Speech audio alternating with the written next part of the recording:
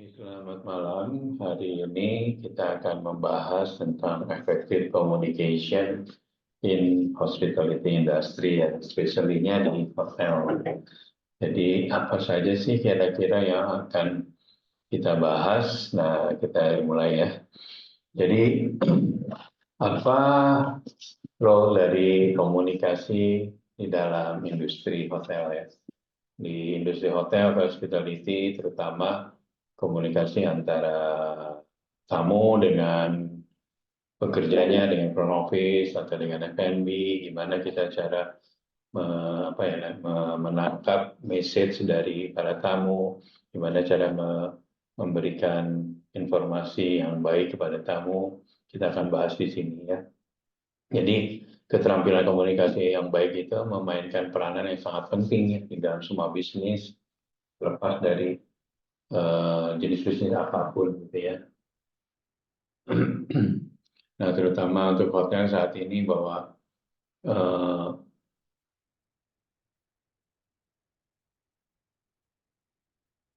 sorry suaranya nggak jelas ya.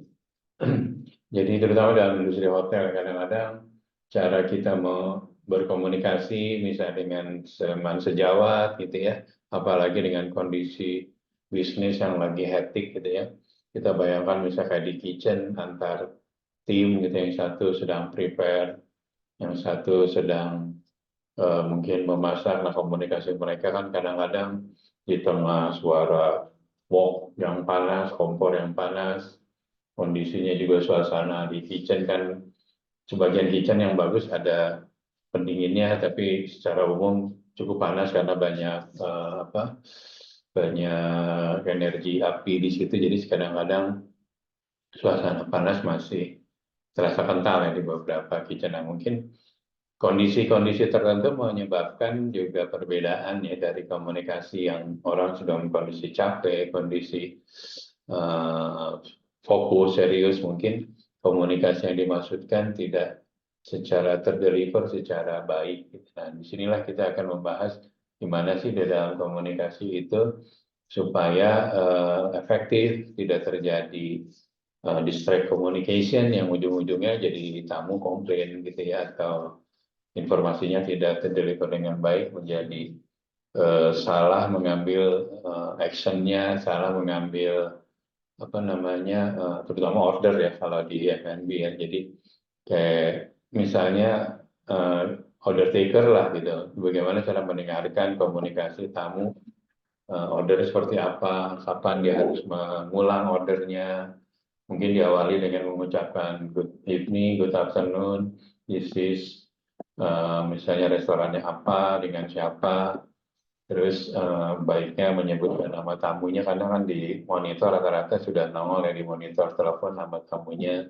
Nah, itu adalah juga salah satu effective communication yang sering ditrainingkan di dalam industri hotel ini ya. Karena untuk menghindari semacam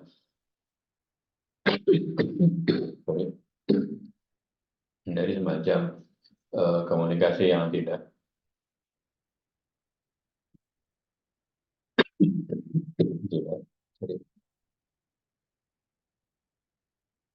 komunikasi yang tidak terdeliver dengan baiknya. Jadi komunikasi ini kita bagi menjadi dua kategori. Pertama verbal ya. Verbal itu adalah eh, lebih ke kata-kata yang kita pilih, yang kita gunakan dan cara mengatakannya. Sedangkan yang non verbal mungkin lebih ke penggunaan bahasa tubuh ya. Kadang-kadang eh, banyak mimik mata, mimik mungkin dari mulut, dari isyarat tangan dan sebagainya. Nah, kadang-kadang nggak semua. Mungkin kalau kita udah kerja satu tim lama, kita udah saling tahu ya. Bisa dibayangkan kayak pemain bola gitu ya. Kalau striker itu kan, atau pemain sayap pengoper bola itu, karena sering latihan, dia sudah ada komunikasi. Jadi kapan bola dioper dan kapan dia lari ke posisi yang lain, dia sudah saling komunikasi, sudah terbentuk. Nah, dibayangin kalau kamu hotel baru, timnya baru, rekrut baru, belum saling kenal, hotelnya sudah running, tiba-tiba bisnis bagus, tapi komunikasinya tidak terjalin dengan baik, biasanya mengakibatkan problem ya di beberapa apa namanya di beberapa departemen itu sering terjadi gesekan-gesekan anak F&B service dengan F&B produk gitu ya.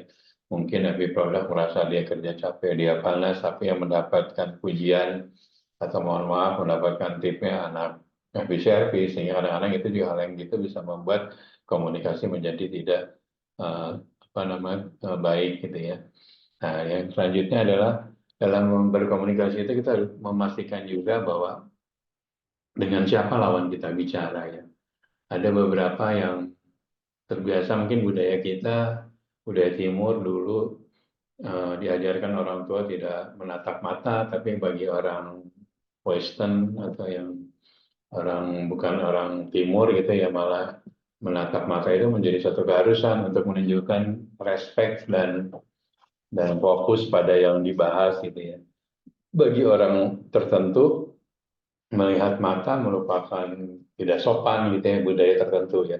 Tapi bagi budaya yang barat mungkin justru kalau tidak memandang mata menganggap sebagai tidak merespek lawan bicaranya. Nah ini juga menjadi pasti namanya semacam masukan ya. Jadi kalau kamu mungkin kerja di banyak multi multi etnis atau multi nation gitu ya, kerja misalnya kamu di Maldives kerja dengan eh, berbagai karyawan dari berbagai negara, ada dari Western, ada dari Asia yang lain yang mungkin budaya mereka berbeda-beda. Nah itu juga yang diperlukan bagaimana caranya kita bisa mengafirmasi ya apa yang sudah dimasukkan oleh kita bisa diterima atau ditangkap message itu secara full information gitu ya.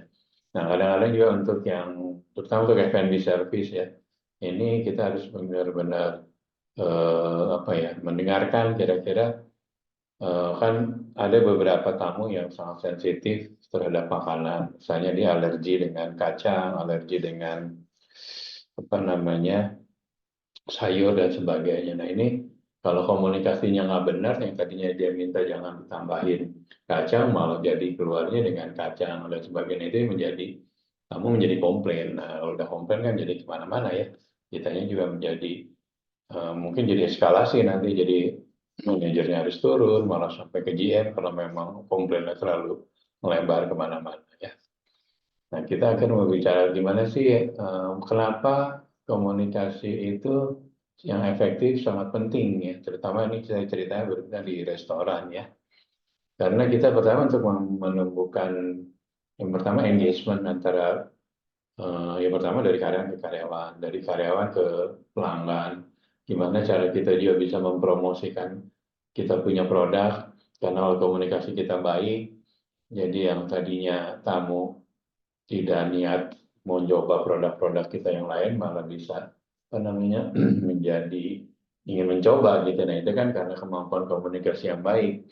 Kadang-kadang banyak waiter waitress yang ngomong seperlunya aja gitu. Tapi ada juga kalau kamu lihat di beberapa restoran yang dia sangat talkatif ya. Kadang-kadang ada yang bagus, ada yang jelek tergantung dari pendekatannya. Kadang-kadang terlalu banyak ngomong juga yang nggak penting juga nggak baik. Tapi cara ngomong atau menjelaskan yang lebih lebar, lebih detail juga diperlukan gitu bagi customer karena nggak semua customer kan tahu produk yang kita jual apa menu populernya atau kira-kira suggestion dari chef hari ini apa suggestionnya gitu ya. Nah ini dibutuhkan sekali nggak di restoran aja mungkin di front office juga di departemen housekeeping juga either supaya mengurangi komplain jadi waktu malam hari lagi turn down mungkin anak merumboy bisa ngobrol sama tamunya. Ada lagi yang bisa saya bantu sebelum tamunya, sebelum berumbonya keluar dari kamar untuk menambah engagement ya, nilai engagement ke tamunya sehingga terbentuk tamu misalnya nyaman karena segala kebutuhannya diperhatikan gitu ya. Sampai level yang paling rendah gitu sampai ke rumboy. Malah beberapa hotel kan dia menggunakan animal towel ya. Jadi kalau kamu stay di hotel kan juga ada yang kayak gajah-gajahan dari towel terus ada welcome card yang nulisnya dari rumboynya misalnya rumboynya nama Henry selamat datang Tuan Albert senang kami menyambut kedatangan Bapak. Saya Albert sebagai rumah tenernya. Jika ada hal yang dirasakan perlu bisa menghubungi saya di nomor sekian sekian sekian, itu nomor hotel atau biasanya kita ngasih nomor hotel ya, atau nomor housekeeping extensionnya dan sebagainya ya. Nah, komunikasi ini kan di hotel terutama kita ceritanya konteksnya hotel. Jadi mulai dari front office biasanya sebagai sumber informasi, karena dari tamu biasanya telepon ke front office akan mendeliver komunikasi atau message dari tamunya, misalnya komplain masalah AC ya dia deliver ke engineering, atau misalnya komplain mengenai bocor atau kamarnya banjir, pasti selain engineering housekeeping juga. Nah, di sini juga front office harus bisa memastikan message yang diterima oleh tamu apa, dikirim ke housekeeping atau engineering pun apa. Karena kadang-kadang mungkin front office bahasa Inggrisnya jauh lebih baik ya dibanding engineering misalnya. Dibanding engineering langsung ke tamu-tamu, nanti khawatir bahasa asingnya kalau pulang balik malah salah, biasanya didampingi ya. Tapi kalau memang sudah jelas permasalahannya, engineering tinggal masuk ya. Banyak kejadian, satu hal-hal yang lucu gitu terjadi. Saya pernah mengalami di hotel. Kebetulan hotelnya hotel rekan saya. Jadi waktu itu ada tamu berbahasa Inggris malah ke front office dia minta. Dia mintanya, can you send me adapter? Adapter, adapter itu kan adaptor gitu ya. Nah, si front office-nya nggak ada yang terimanya, mungkin nggak fokus atau anak training, saya nggak tahu ya detailnya. Dia menangkapnya minta dikirimin dokter, padahal yang diminta ada adapter alat listrik gitu ya, kayak multiple plug gitu ya. Nah, sampai si front office tidak notify lagi, nggak ngecek nggak rekonfirmasi lagi bapak betul dokter atau adapter gitu kan. Akhirnya dipanggil lah dokter dari luar, dan dari luar kan dokter kalau on call itu ada biayanya gitu kan, cukup mahal biasanya. Maksudnya harga kita berobat dengan harga dokter panggil kan pasti lebih mahal karena dia perlu transport dan sebagainya. Akhirnya si front office ngirim dokternya bareng sama dia ke kamar, si tamunya komplain, saya perlunya adapter, bukan dokter. Nah, kayak gitu kan, itu hal yang simpel, tapi akhirnya malah menjadi bahan leluconan juga, bahan komplain juga, dan ya dokter komplain, ya tamunya komplain gitu. Maksudnya satu, tamunya ngerasa lama, minta adaptor aja, terus si dokter ngerasa dia udah datang jauh-jauh, tapi ternyata salah order, dan dokter kan tetap harus dicas ya, dia ngerasa kan dia udah nyiapin waktunya, nyiapin transport dan sebagainya. Nah, yang tadi ya cerita tentang F&B, terutama tentang allergic food ya, itu yang sangat penting karena kita juga pernah di Indonesia, saya pernah mengalami sendiri di hotel, tapi kemudian setelah kita investigasi ternyata memang tamunya yang mencoba mencari-cari sesuatu untuk dia komplain. Jadi dia bilang waktu check-in bahwa dia alergi dengan gluten ya, dengan gula gitu ya, ingat. Nah, pada saat itu si tamu ceritanya ngambil makanan breakfast, waktu itu daging kalau nggak salah. Tapi dia bawa take away ke luar hotel, di jalan keluar hotel. Dia baru makan di malam hari gitu kan. Besoknya dia ada masalah dengan kulitnya gitu. Dia komplain lah. Komplainnya sangat besar, nyampe ke saya sebagai GM, juga ke area, nyampe ke mana-mana, ke orang pentingnya di brand kami gitu kan. Terus akhirnya kami terpaksa investigate. Pas di investigate memang dasar tamunya juga mungkin ini ya, maksudnya dia coba gitu ya, dia lupa. Ternyata dia mengorder juga makanan dari luar yang memang ada glutennya. Waktu itu dia ngorder salah satunya kalau nggak salah makanan dan ada bungkusnya gitu, ada packingannya. Kalau nggak salah pizza atau apa gitu ya, dari luar. Dan di situ kita tahu bahwa pizza di Indonesia ada glutennya dan segala macam gitu. Nah, dari situ komplainnya meluas, akhirnya dia menuntut lah gitu, minta ganti rugi segala macam karena dia merasa sakitnya ini dan segala macam lah, ada kondisi material dan imaterial. Nah, dari situ kita coba investigasi, ya ternyata ada tamu ada kecenderungan juga mencari poin itu atau mencari masalah supaya dia komplainnya bisa either di follow up dalam artian mungkin dikompensasi, either kamarnya di waive nggak bayar atau mungkin malah menuntut ganti rugi secara finansial. Tapi akhirnya kalau masalah ini akhirnya kita limpahkan ke insuran ya, karena kalau hotel yang besar biasanya kita ikutan yang namanya third party liability ya. Third party liability itu kalau ada tuntutan dari tamu komplain tentang sesuatu yang terjadi di hotel, biasanya kita ada third party ini insurance.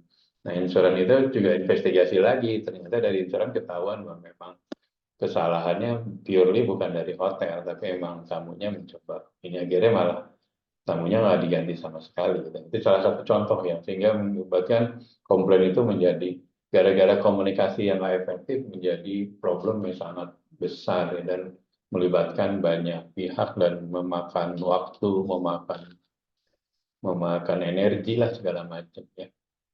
Yang pertama sebagai leaders yang utama, jadi gimana kita juga cara nanti kan biasanya levelnya bertingkat ya, mulai dari komplain mungkin dari waiter nggak bisa handle naik supervisor ke restoran manager, FBI manager, nyampe ke level tertingginya biasanya si tamu akan minta komplain, minta yang handle langsung GM-nya, mungkin karena GM-nya langsung bisa mutusin gitu ya. Tapi kan terkadang nggak semua juga kali, semua komplain harus ke GM gitu. Kalau memang hal-hal yang simple, yang kecil, seharusnya level manager di bawah GM, supervisornya, either staff juga harus bisa menghandle komunikasi atau menghandle komplain. Nah, makanya efektif efektif communication salah satunya dia cara menghandle komplain gitu ya. Biasanya juga barrier di dalam komunikasi terjadi ya, misalkan hotelnya berisik gitu ya, jadi kadang-kadang message-nya mungkin restoran dekat dari jalan besar gitu ya, mungkin ya, atau mungkin ada pekerjaan atau mungkin dekat airport, walaupun jaraknya jauh tapi kan suara bising airport masuk misalnya ke dalam restoran, akhirnya message-nya nggak jelas dan nggak di repeat lagi gitu ordernya segala macam.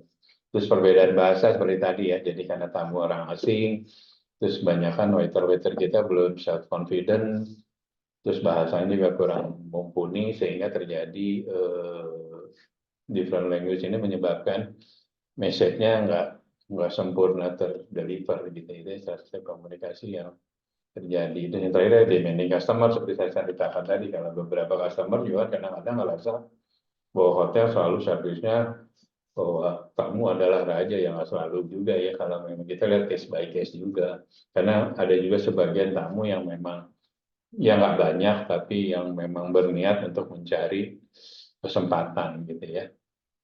Terus body language atau ini juga menjadi mempengaruhi ya, kalau kita cara menjawabnya tadi ya, seperti nggak eye contact atau apa sih namanya, eh, kan ada yang gaya badannya suka seolah-olah menyepelekan, tapi sebenarnya karena memang mungkin secara struktur badannya mungkin dia nyamannya begitu gitu. Tapi kan namanya kalau tamu udah komplain udah marah kan, hal-hal yang nggak prinsip juga menjadi ini ya, menjadi poin untuk dikomplain lebih ini. Nah, gimana caranya untuk mengimprove ya, pasti kita harus training ya. Training is a must buat semua tim.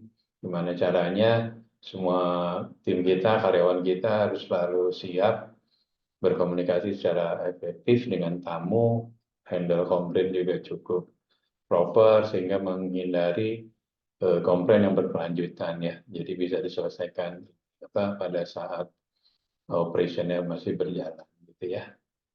Ya, language barrier ya berarti ke training kita bahasanya kudu diinin, mungkin mulai dari rekrutmen juga harus ada English proficiency testnya gitu, minimal cara conversationnya minimal dia sudah tidak sama sekali blank. Terus yang kedua juga punya self confidence, kadang-kadang bahasa Inggrisnya bagus tapi orang yang nggak pede juga jadi panik duluan gitu ya, kadang-kadang itu juga menjadi apa yang namanya, menjadi hal-hal yang menimbulkan komplain gitu ya.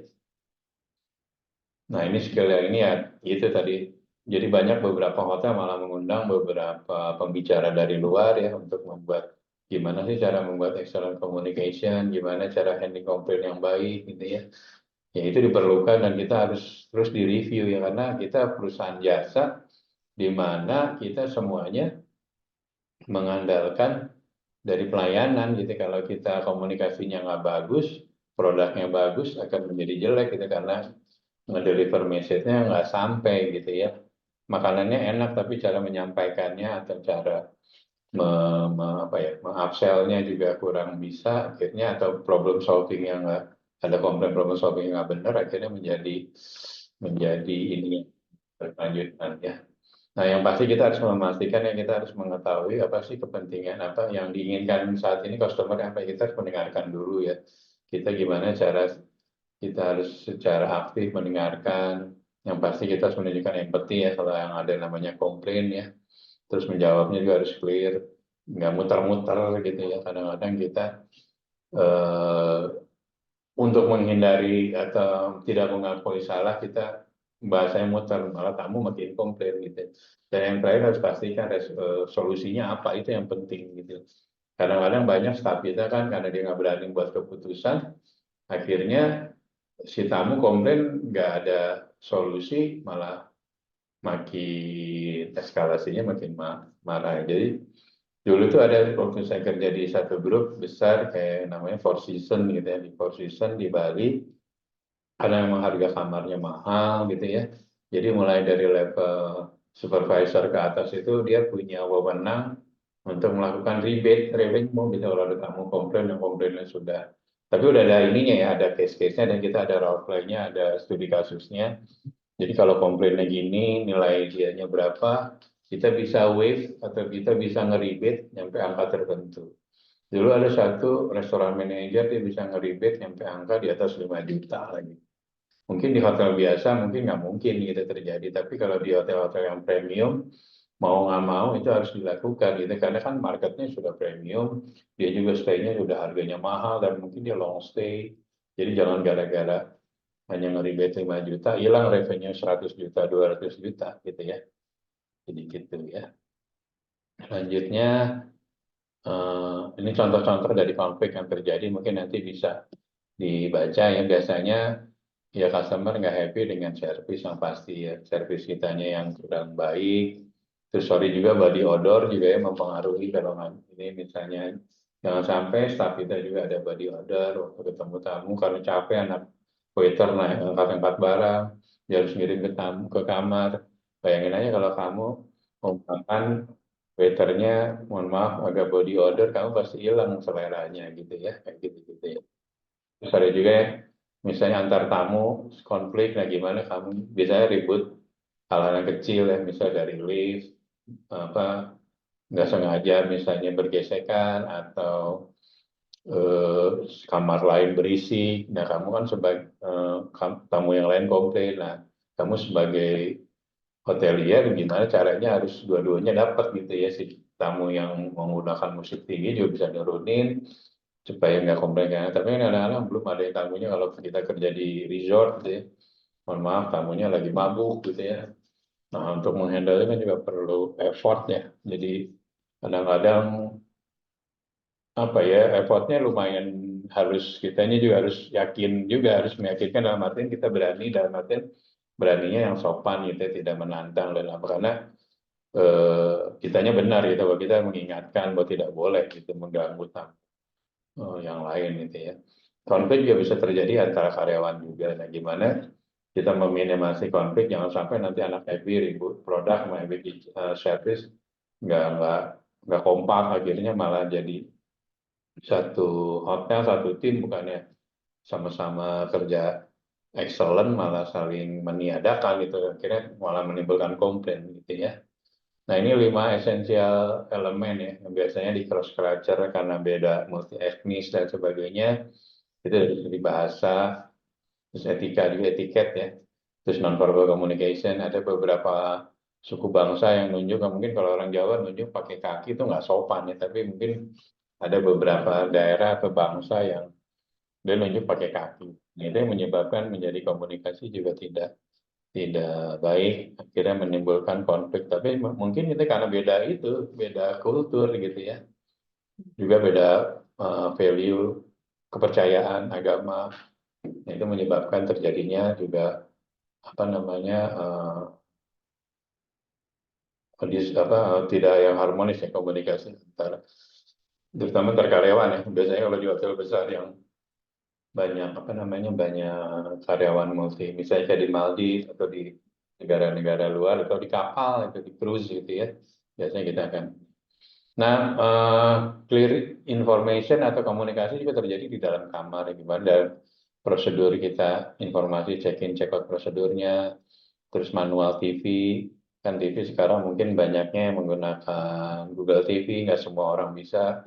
Nah, itu harus ada manual-manual. Nah, itu kan contoh dari juga komunikasi ya.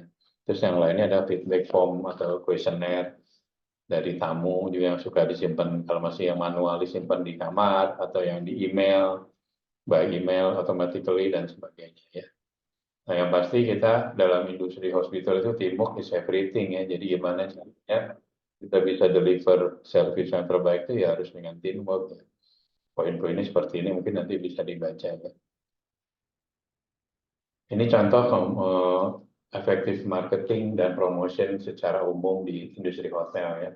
Saat ini kan kita udah beralih dari offline marketing ke online marketing, terutama di sosial media ya. Nah, marketing menggunakan metode sosial media ini level of difficulty-nya kan lebih mudah ya. Jadi message-nya dan mungkin kan kayak TikTok atau IG itu kan informasinya hanya di bawah 1 menit ya, pendek gitu ya, short term. Itu lebih apa ya, dari sisi cost sudah lebih murah, sekarang lebih efektif ya, lebih dapat ke karena hampir semua menggunakan sosial media. Email marketing juga menjadi contoh informasi kita, produk-produk, promo-promo apa yang ada di hotel, kita email ke tamu-tamu yang menjadi tamu potensial kita atau tamu yang memang loyal market kita dan sebagainya. Kadang-kadang kita juga membutuhkan influencer ya untuk mengkomunikasikan produk, untuk jualan produk kita ya, terutama dikomunikasiin ke tamu ya, kita menggunakan influencer. Influencer juga ada biayanya, yang mungkin yang follower atau yang kontennya generik dan itu biasanya bisa mengkonversi gitu ya dari pengaruh influencer itu menjadi efeknya atau impactnya ke banyak tamu yang datang. Strategi termasuk juga untuk membantu komunikasi sebagai hotel kita akan selalu komunikasinya di page rank paling atas gitu ya. Pay per click kalau kita ikutan Google AdSense misalnya kita beriklan itu ya satu komunikasi ke tamu. Nah, itu lebih efektif ya karena dengan Google AdSense kita bisa masuk ke kantong-kantong market kita. Kalau kantong market kita di Jakarta, Jakarta mana? Jakarta Selatan. Jakarta Selatan demografinya umur berapa? Itu lebih lebih fokus tuh, lebih dapat sehingga apa namanya lebih efektif ya, komunikasi dan marketing model ini. Nah, yang terakhir konklusinya bahwa komunikasi pentingnya komunikasi di industri hotel ini bahwa memang kita pertama memprioritaskan komunikasi dengan tamu ya, juga dengan staff juga, di mana kita memberikan informasi secara jelas dan akurat dan menanggapi semua pertanyaan permintaan dari tamu dengan cepat dan mengurangi tingkat kesalahan sehingga tamu merasa nyaman dan akhirnya menjadi loyalty market kita. Oke, kurang lebih mata kuliah untuk effective communication seperti ini. Terima kasih dan sampai ketemu di sesi selanjutnya.